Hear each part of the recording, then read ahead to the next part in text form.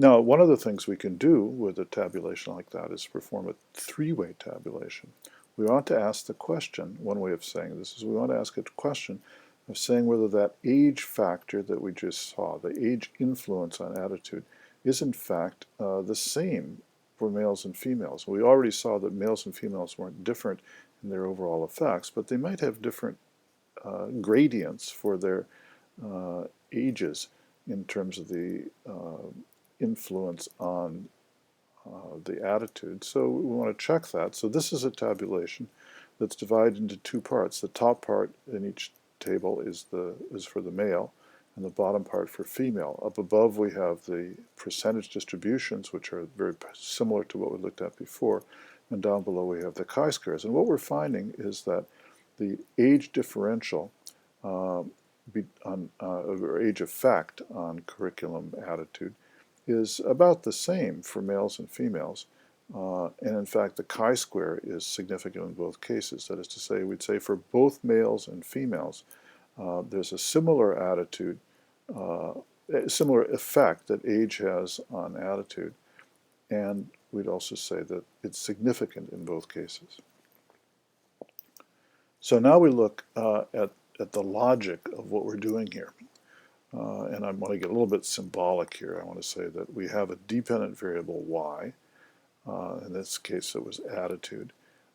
We have an independent variable x, that might be age, or it might be sex. Let's call it sex.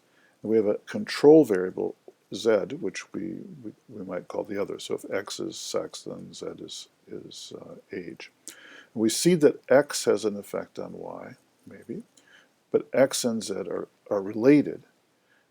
And also z has an effect on y. So we've got a possible sort of causal diagram, as you see at the bottom there.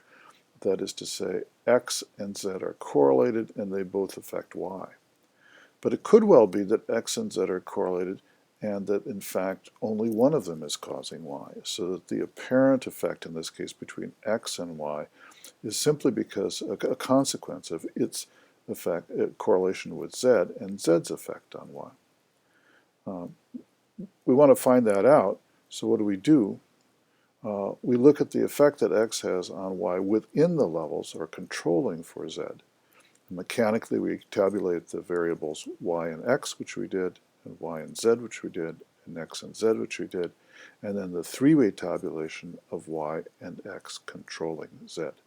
And that allows us to reach a conclusion. The conclusion, of course, isn't a causal conclusion per se, except that if it's a negative answer, that is to say, if there is no effect of x on y after controlling z, then we can discount the possibility that x is a causal influence of y. We can disprove causality here. We can't, of course, prove causality.